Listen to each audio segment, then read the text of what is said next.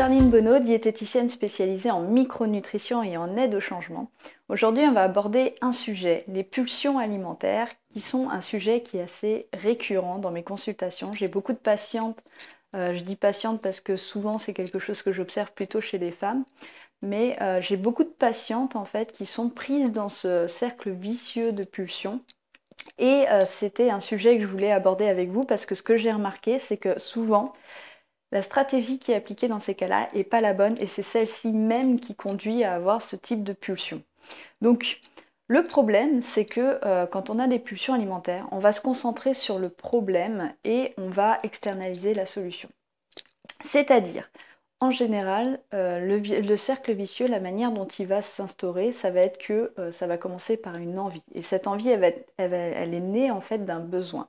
Cette envie, à un moment ou à un autre, vous allez finir par l'assouvir parce que baisse de volonté, parce que contexte, parce que tentation, etc.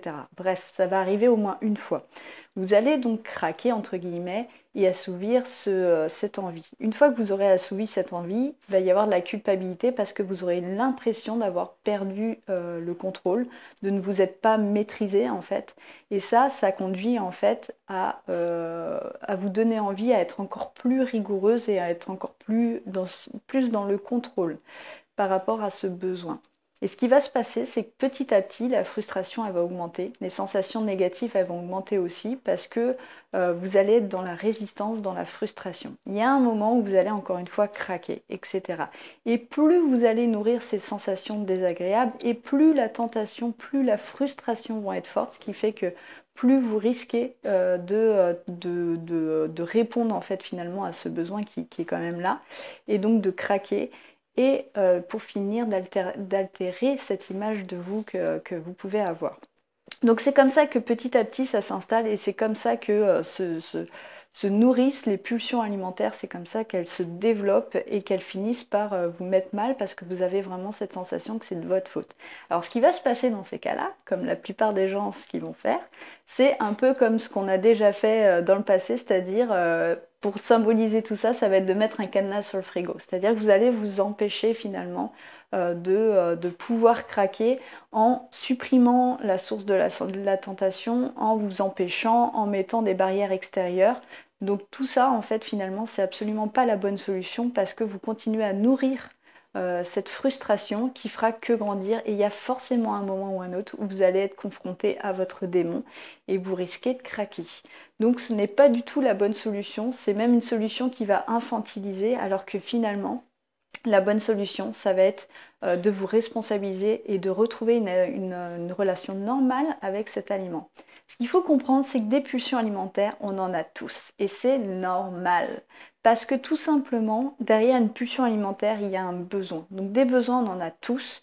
Pour un peu que vous ayez pris l'habitude d'assouvir ce besoin par l'alimentation, c'est tout à fait normal d'avoir ce type de comportement et c'est absolument pas une question de volonté, c'est une question d'habitude en fait, de schéma mental. Donc il ne faut pas vous en vouloir pour ça et il faut accepter ça. Finalement, plus vous allez rejeter ce comportement, plus vous allez rejeter votre besoin et plus ce besoin va grandir. Donc c'est pour ça que c'est pas la bonne solution.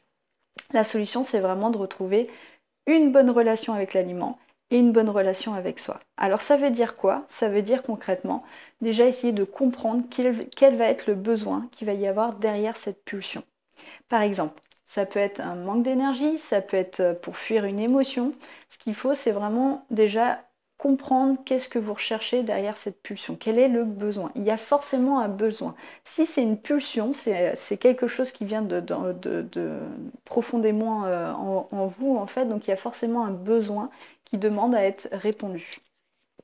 Donc une fois que vous avez déterminé quel était ce besoin, ça va être d'y répondre forcément.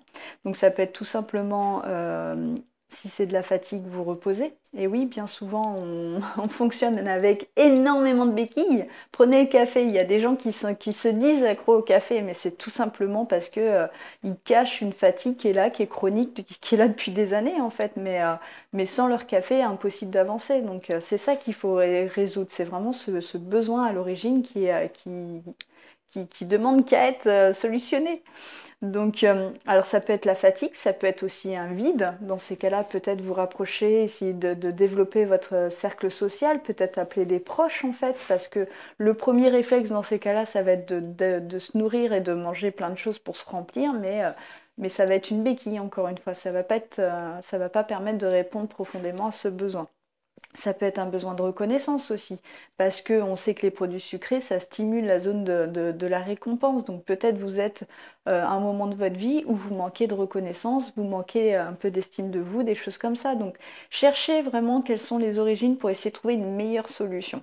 Ça peut être aussi pour calmer donc des émotions qui vont être douloureuses. Quand on fuit des émotions, et des fois on le fait tellement depuis longtemps qu'on n'est absolument pas du tout confortable avec cette émotion. Donc apprendre à vous à vous confronter à cette émotion et petit à petit le réintégrer dans votre vie. Donc une fois que vous avez donc trouvé ce besoin et trouvé une alternative pour répondre à ce besoin, ayez de la gratitude pour cette pulsion que vous aviez, ce comportement que vous aviez. Parce que ce qu'il faut comprendre, c'est que votre corps, votre cerveau, il fait que vous servir. Il est là vraiment pour vous permettre de fonctionner en fait. Donc ce comportement alternatif qu'il a, cette pulsion, elle est juste là parce que c'était son seul outil à un moment donné dans votre vie en fait. Donc plutôt que de vous en vouloir, plutôt que d'être en rejet, d'être en réaction par rapport à ce comportement, ayez de la gratitude parce que c'est ce qui vous a permis de fonctionner jusque-là. Si vous n'aviez pas eu ça dans votre vie, sans doute que vous n'auriez pas pu avancer au niveau mental. Donc déjà, commencez par accueillir ce comportement et avoir de la gratitude, mais vous dire que ok, maintenant vous avez compris et que vous allez trouver un autre moyen pour répondre à ce besoin. Mais en tout cas, ne pas être dans la réaction et plutôt dans l'accueil de ce comportement et se dire que c'est pas parce qu'on accueille, c'est pas parce qu'on accepte que c'est une fatalité. Bien au contraire, une fois que vous serez dans cette énergie plutôt positive que de réaction, vous allez voir que c'est beaucoup plus facile de mettre en place un comportement alternatif. Donc voilà, c'est tout pour aujourd'hui. Si cette vidéo vous a plu, pensez à la partager auprès de votre entourage, à vous abonner à ma chaîne si ce n'est pas le cas et à liker évidemment. Et puis on se retrouve demain pour une prochaine vidéo et en attendant n'oubliez pas qu'un changement alimentaire ça passe par un changement global et que tout ça, ça repose sur un pourquoi fort. À demain.